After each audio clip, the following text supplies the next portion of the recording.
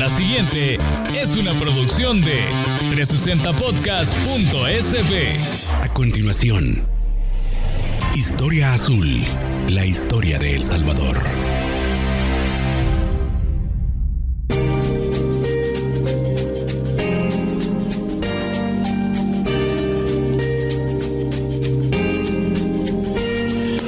Bienvenidos nuevamente a este espacio, Historia Azul, la historia de El Salvador. Como pueden ver, no dejamos que se fuera Roberto para que nos termine de contar bien esta historia del golpe de Estado a la Asamblea Constituyente del año 1885, que es el título del libro del cual hemos estado platicando ya durante esos dos pasados episodios sobre este. Y al final de este episodio vamos a darles información importantísima sobre cómo pueden ustedes tener acceso a este libro y a lo que nos da en términos de conocimiento histórico. Estamos nuevamente, por supuesto, siempre con Herbert Erquicia, y en esta ocasión pues vamos a darle final al tema de este evento que, como vimos en el episodio de la semana anterior, tiene tantas repercusiones en el país que conocemos, en el país, punto, porque creo yo que estuvimos en un momento a punto de regresar a buscar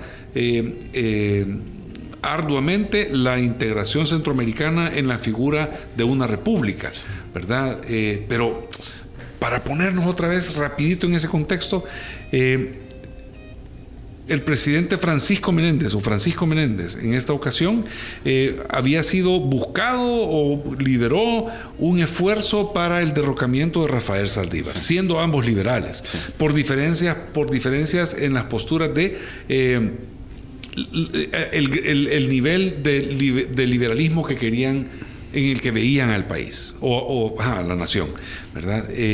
Dentro de este grupo de liberales que había alcanzado una mayoría de 64% contra 36% en la Asamblea Legislativa de aquel entonces versus los conservadores, hay otra fracción, ¿verdad? Se parten otra vez esos liberales. Que estaba como oculta. Ajá, que a saber, sí que los te digo, pues.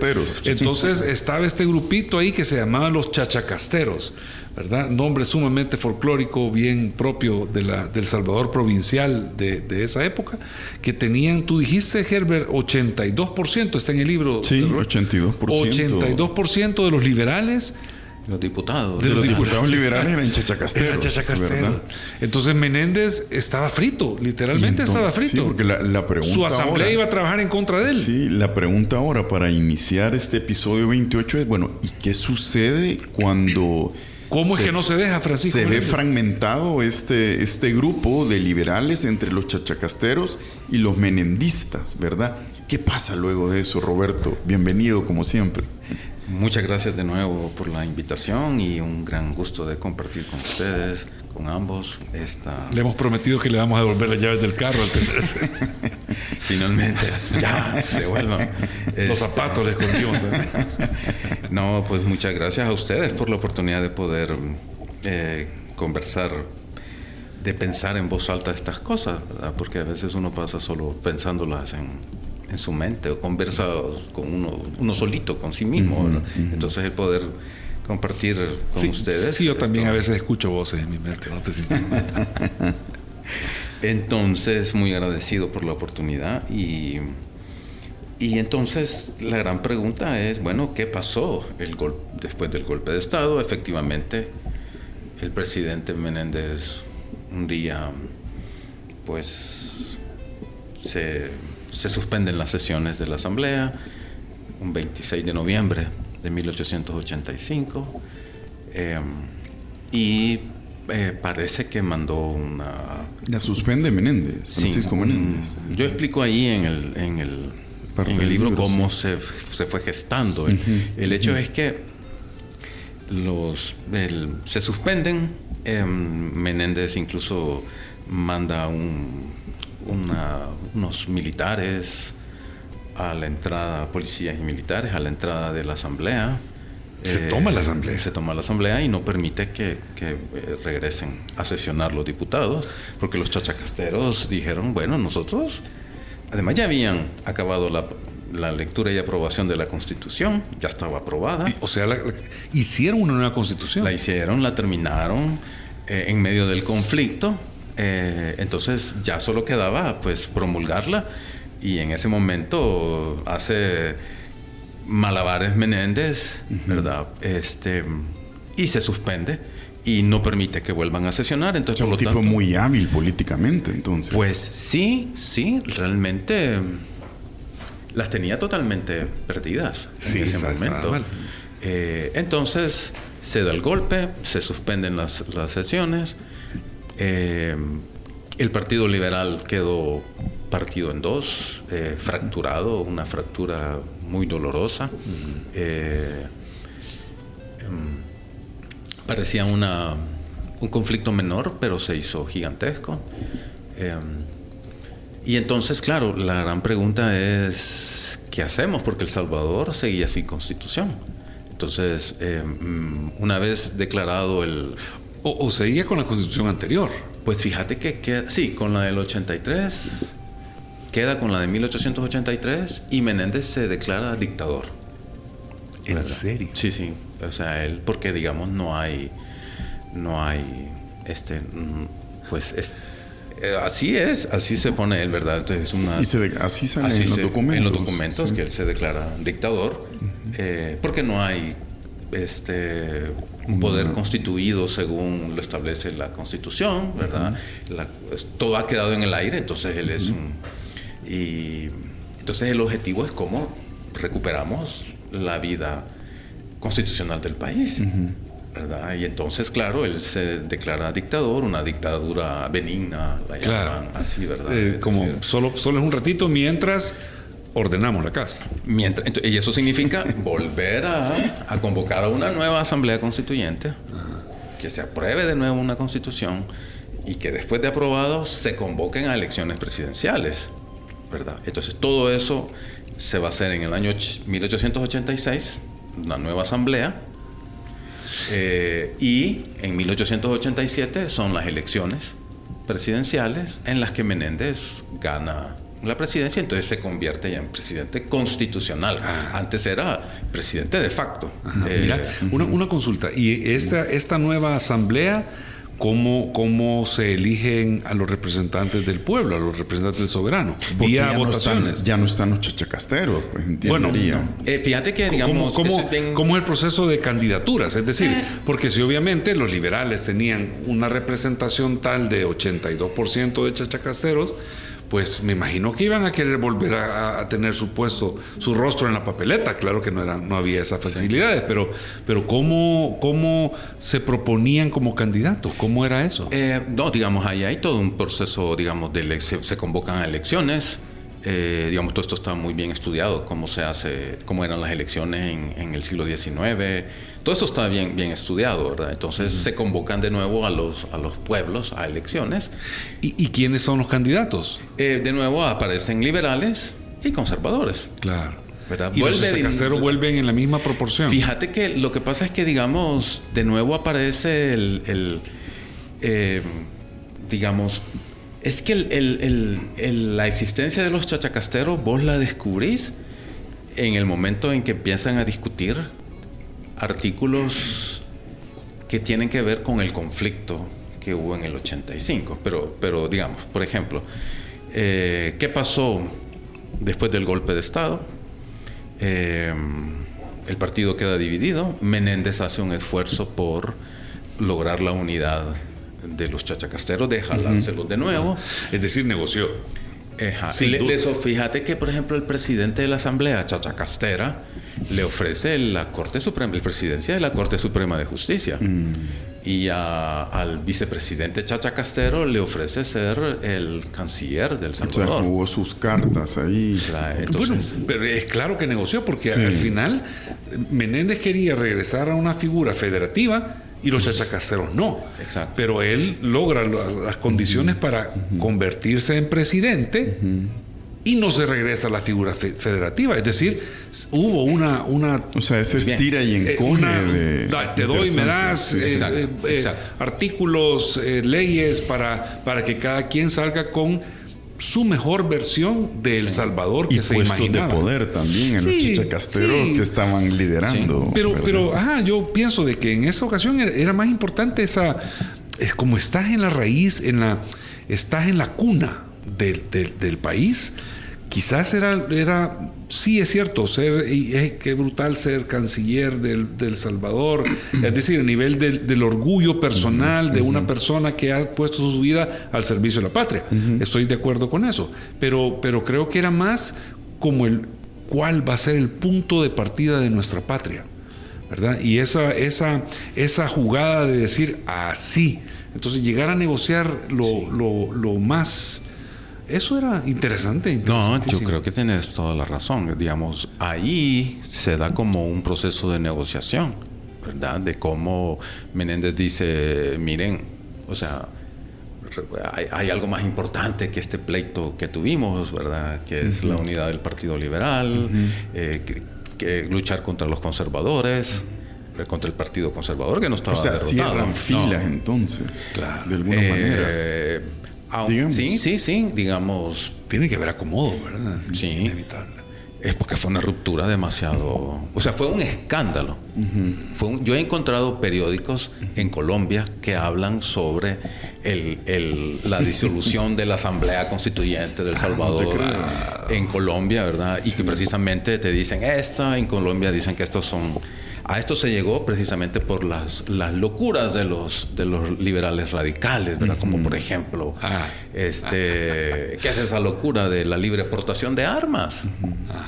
¿Verdad? Mira, eso me suena interesante porque siempre uno pensaría que en finales del siglo XIX los asuntos políticos de la región en Latinoamérica no tienen que ver con otros países, ¿verdad? Y siempre que hay elecciones o hay esto y lo otro, se trae a cuenta también procesos que se llevan a cabo en otras latitudes de Latinoamérica. Entonces, me parece muy interesante. Es la globalización antes de la globalización. Exacto. Es decir, en Colombia te dicen, miren, lo que acaba de pasar en El Salvador es lo que vivimos nosotros aquí. Y por eso Colombia estuvo lleno de guerras todo el siglo XIX, hasta que quitamos esa locura de que haya libre portación de armas. Felicitamos al gobierno de El Salvador que ha derrotado a los radicales, ¿verdad? Está tan presente eso.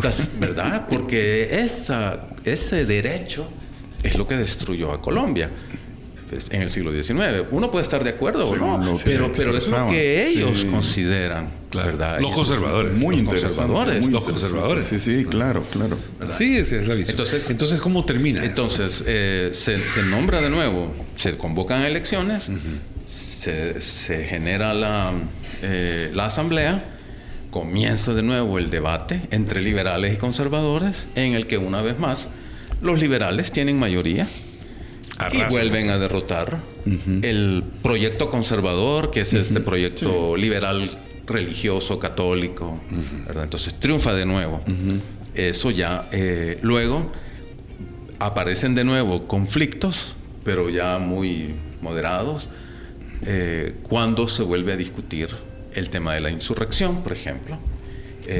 Los constituyentes del 86 la aceptan, y que sigue presente hasta el día de hoy, claro, ¿verdad? Este derecho de insurrección que se planteó por primera vez en el 85. Luego vuelve de nuevo la discusión si los presidentes deben de ser salvadoreños por nacimiento, todo esto de los centroamericanos, y sorprendentemente para mí se vuelve a aprobar que para ser presidente de El Salvador se debe de ser nacido en el territorio. Entonces, para ser diputado, para ser ministro de Estado. En ese caso, es un punto para los chachacasteros. Todo ha sido un punto para los chachacasteros. Entonces, claro, porque podía portar armas, tenía derecho a insurrección. No, la libre portación de armas sí la quitan. La quitan. O sea, entonces, una negociación de puntos. Ahí está la negociación. O sea, te doy unos puntos, pero te podés elegir presidente, digamos. Sí, la libre portación de armas no se admite en El Salvador hasta la Constitución de 1983. Wow. Ok. O sea, casi 100 años después. 100 años después. Entonces, yo al final digo, bueno, no sé realmente quién ganó. Es una cosa que les decía al final del podcast pasado. Pero digamos, como país, como nación, como unidad territorial, política, es claro que el proceso, los sueños de volver a la República Federal eran utopías. Sí. Yo te quiero decir algo de que aprendí en este podcast con Herbert en la primera temporada.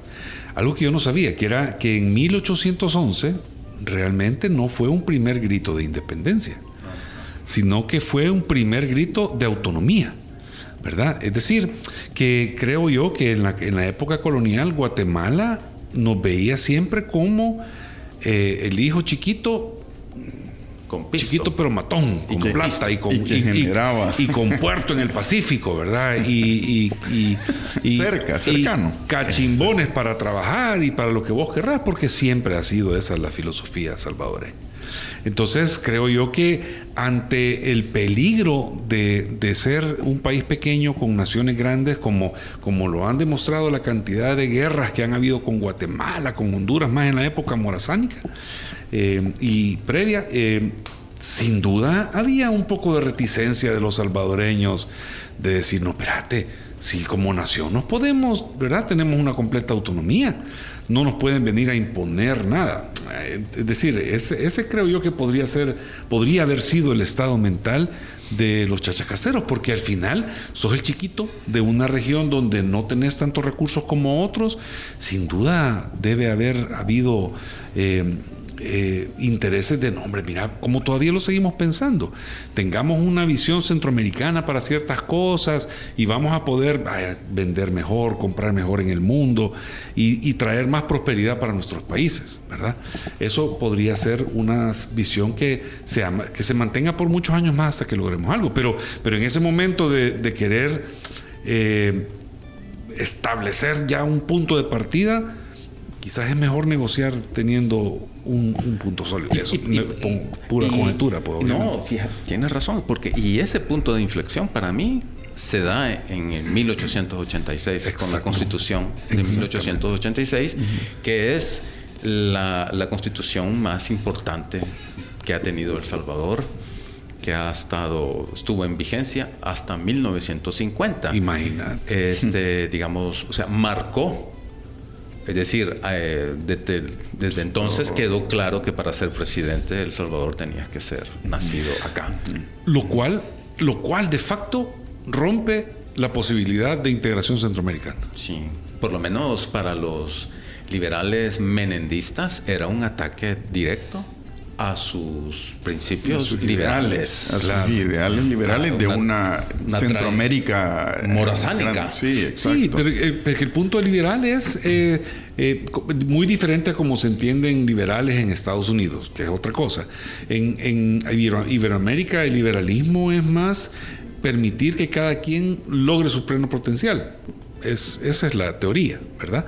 Un poco lo que está pasando en Argentina y lo que está pasando en otros lugares donde la visión en España, pues la Comunidad Autónoma de Madrid tiene una visión completamente liberal y que ha permitido de una forma u otra posiciones alternas que antes se consideran inviables. Ya no digamos Cataluña, ya no digamos Vasco, sí. ¿verdad? Que están... Pero esa quizás es más que una liberalización, es más una independencia, ¿verdad? Que es diferente, porque aquí estás diciendo, aquí lo que no queremos como movimiento liberal es que existan causales para limitar el potencial de las personas o de los países, ¿verdad? Entonces, si, por ejemplo, un país prohíbe la exportación de ciertas cosas, pues está privando a su país de los réditos y de las utilidades y las riquezas que pueden provenir de eso.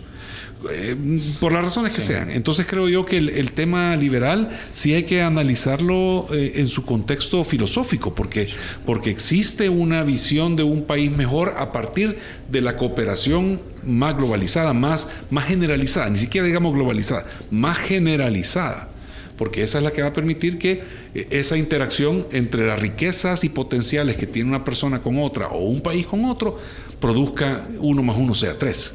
¿Verdad? Creo que esa es un poco la parte filosófica de eso. Sí, aunque en términos políticos yo creo que el conflicto se parecería más en términos políticos y de nación. Ajá. Se parece más, por ejemplo, al conflicto de Cataluña, ¿verdad? Que ellos quieren ser un país independiente, sí. El País Vasco. Es decir, esto es lo que los chachacasteros dicen, ya ya estuvo suave, ¿verdad? De Centroamérica, ese país ya no existe. No parece que vaya a volver a existir. Tú lo mencionaste, uno tiene la impresión de que desde el punto de vista salvadoreño, nosotros no siempre hemos buscado esa integración y creo que no es así. Eso es lo que te dicen. O sea, es el liberalismo de Menéndez. Ese es el liberalismo morazánico. Que no estaba dispuesto todavía a perder la batalla. Ahora, lo que tenés es que... Exacto. Pero lo que tenés en la Constitución de 1886, tenés el espíritu totalmente opuesto a el liberalismo centroamericanista, morazánico. Es otra forma de modernidad. Sí. Nos quedamos todos. No, mira, sí, lo importante creo yo es como tratar de a ver, por mucha documentación que haya, son cosas que a lo mejor fueron mal registradas, no se registraron o se perdieron. Entonces puede haber piezas de información que no se tengan. Entonces creo que recurrir un poco a la naturaleza humana, que ha estado demostrado que no cambia nunca, lo mismo estamos haciendo siempre. Entonces a lo largo de toda la historia de la humanidad, ¿verdad? Siempre podemos encontrar un punto de donde teorizar, por lo menos, para tratar de darle continuidad a las ideas. No sé. Sí, no sé, ahí no, lo de la naturaleza humana me pierdo un poco ahí, muy positivista, darwinista. Sí, pero es lo que ¿verdad? Es lo que es. Bueno, ahí podemos entrar en una discusión, ¿verdad? Por supuesto. Pero yo creo que lo importante en este caso es ver cómo a través de tu libro, por ejemplo, estás, descifrando todos estos... hechos que se están llevando a cabo entre el derrocamiento, digamos, de Saldívar por parte de Menéndez y sus allegados. Luego tenemos una constitución del 85 donde la mayoría son liberales, pero hay una fragmentación al interior, y que esa fragmentación hace que surja un grupo mayoritario de liberales en contra de las propuestas de Menéndez, y luego Menéndez hace jugadas estratégicas ahí, ¿verdad? Para poder, como un buen político, ¿verdad? Para poder decir, no, mire, continuemos con esto, aprobaremos algunas cosas, otras no, y me voy a elecciones, ¿verdad? Obviamente gana las elecciones, y luego, ¿qué pasa? O tu libro llega hasta dónde, digamos, para la gente. El libro termina con el análisis de las últimas acciones de la Asamblea Constituyente de 1886. Una vez que terminan la aprobación de la Constitución, siguen actuando como una asamblea legislativa. Ajá. Entonces yo analizo ciertos casos, ciertas cosas ahí importantes que hicieron, ¿verdad? Pero ya no es, digamos, el conflicto fundamental está cerrado y ya no se volverá a abrir porque de hecho no hubo otra constitución. Claro. Ya no se cerró entonces es muy importante enfatizar que esta constitución estará, de nuevo lo decía, vigente hasta 1950, que fue derogada brevemente durante la época de Hernández Martínez. Y él hizo una constitución. Hizo una constitución, una constituyente. Y se aprobó una constituyente. Entonces, cuando le dan el golpe de Estado a Hernández Martínez, los militares dicen, tenemos que volver a la Constitución de 1886. Entonces, modernizadita, pero la misma. Sí, desde el 44 hasta 1950 sigue de nuevo en vigencia la del 86. O sea que tenemos realmente un marco jurídico constitucional estable. Sí, porque entonces, que también de la del 50 a la del 80, a la del 62. Ajá, y luego a la del 83, pues sí, los cambios han sido no se han eliminado algunas de las cosas. Y estas constituciones, estos cambios se deben a golpes de Estado. No. La del 62 no, ¿verdad? No, pero bueno, 50, La del 50, ¿verdad? Porque sí, hay un nuevo... Ahí llega Oscar Osorio. Oscar Osorio. Sí. Luego 62, luego tenemos 83, pero es a partir del golpe de Estado del 79, ¿verdad? Cuando se quiere reformar la Constitución, ¿verdad? Entonces, estamos hablando que también esto, como decía, golpes de Estado, ya sea o al Ejecutivo o en este caso el golpe de Estado de una asamblea constituyente, pues van haciendo estos quiebres, ¿verdad? Y como nos decías, creo que, no sé si lo estábamos hablando fuera del aire, estos quiebres son importantes para el estudio de la historia de una nación, por ejemplo, en el caso de El Salvador, ¿verdad? Sí.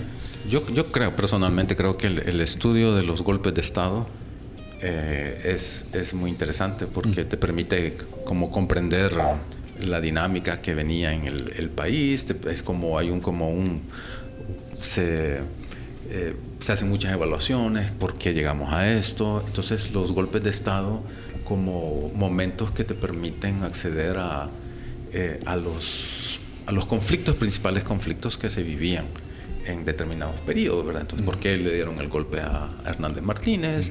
¿Por qué se le da el golpe a Lemus, el presidente Lemus en 1956, ¿verdad? Nos vamos a inventar un par de capítulos para eso. Sobre golpes de Estado. ¿Por qué Hernández Martínez le da el golpe al presidente Arturo Araujo en el 31, 1931? Sí.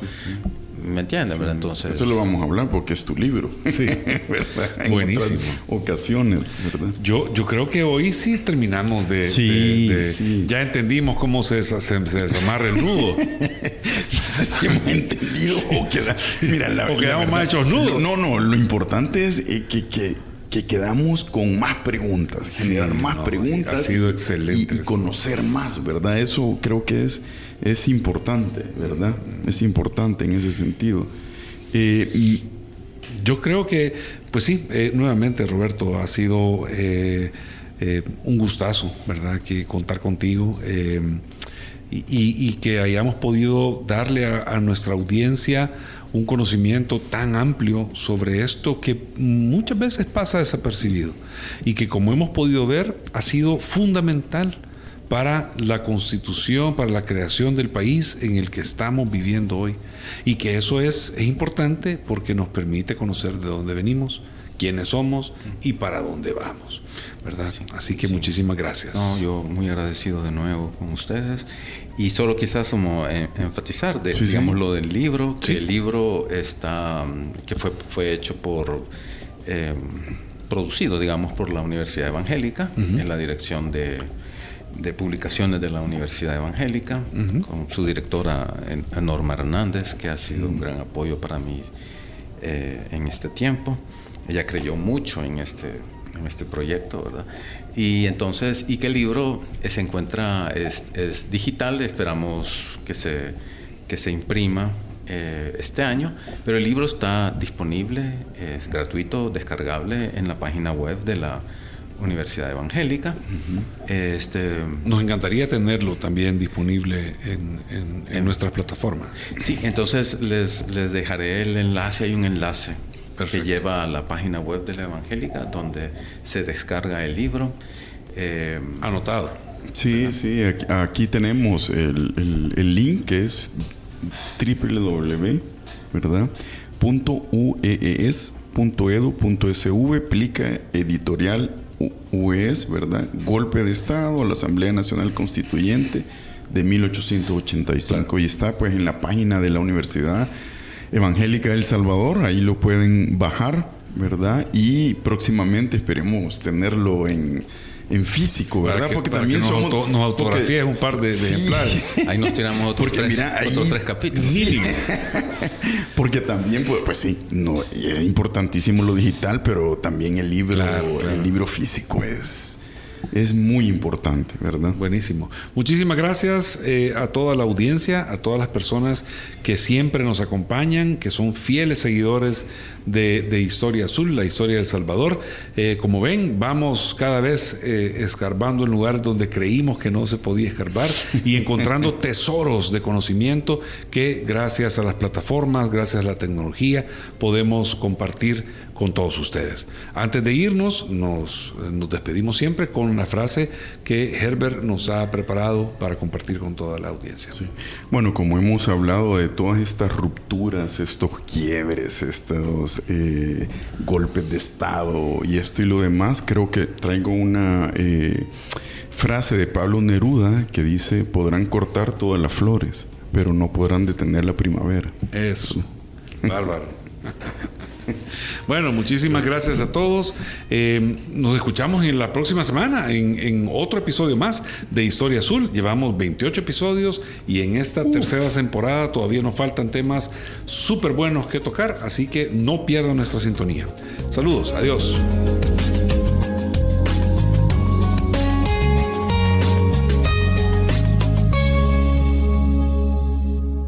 Esta fue una producción de 360podcast.sb.